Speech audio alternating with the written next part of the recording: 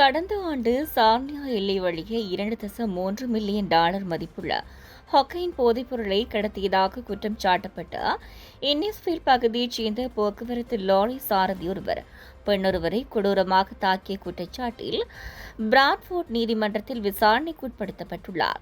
35 வயதான பவன்தீப் தில்லான் கடந்த 2024 அக்டோபரில் 911 அவசர அழைப்பை தொடர்ந்து வீடு ஒன்றில் வைத்து பெண்ணை தாக்கிய குற்றச்சாட்டில் சவுத் சிம்கோ போலீசாரால் கைது செய்யப்பட்டிருந்தார். சம்பவத்தன்று பாதிக்கப்பட்ட பெண் போலீசாரிடம் தெரிவித்த வாக்குமூலங்கள் அவர்களின் உடலில் பொருத்தப்பட்டிருந்த கேமராக்களில் பதிவாகியிருந்தன. அதேபோல் போலீசார் வீட்டுக்கு வருவதற்கு முன்னர் என்ன நடந்தது என்பது குறித்து தில்லான் அளித்த விளக்கமும் விசாரணை அதிகாரிகளால் பதிவு செய்யப்பட்டிருந்தது.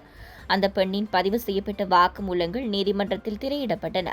அதில் தில்லான் தனது முடியை பிடித்து எடுத்து கத்தியபடியே சுமார் 15 முறை கன்னத்தில் அறைந்தும் குத்தியும் தாக்கியதாக பெண் குறிப்பிட்டிருந்தார். மேலும் தில்லான் ஹொக்கைன் உள்ளிட்ட போதைப் பொருட்களை பயன்படுத்தியதாகவும் தாக்குதல் சம்பவத்திற்கு முந்தைய மாதங்களில் அவரது நடத்தை மிகவும் வன்முறையாகவும் கணிக்க முடியாததாகவும் மாறியதால் தனது உயிருக்கு பயந்ததாக அந்த பெண் வீடியோவில் குறிப்பிட்டிருந்தார்.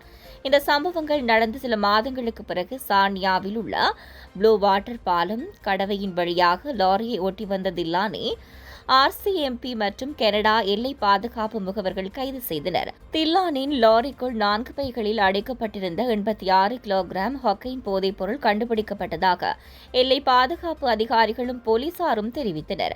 இதனையடுத்து போதைப் பொருட்களை நாட்டுக்குள் இறக்குமதி செய்தமை மற்றும் கடத்தல் நோக்குடன் போதைப்பொருள் வைத்திருந்தமை ஆகிய குற்றச்சாட்டுகளை RCMP தில்லான் மீது சுமத்தியுள்ளது. இந்த போதைப்பொருள் வழக்கு விசாரணை இந்த இலையுதிர் காலத்தில் எடுத்துக் கொள்ளப்பட உள்ளது. அதேவேளை சார்னியாவில் அவர் மீது சுமத்தப்பட்டுள்ள போதைப்பொருள் கடத்தல் குற்றச்சாட்டுகள் இன்னும் நீதிமன்றத்தில் நிரூபிக்கப்படவில்லை என்பதும் குறிப்பிடத்தக்கது. இந்த செய்தி உள்ளிட்ட மேலதிக விரிவான செய்திகளுக்கு www.behindmenews.org என்ற எமது இணைய பக்கத்தினை பார்வையிடவும்.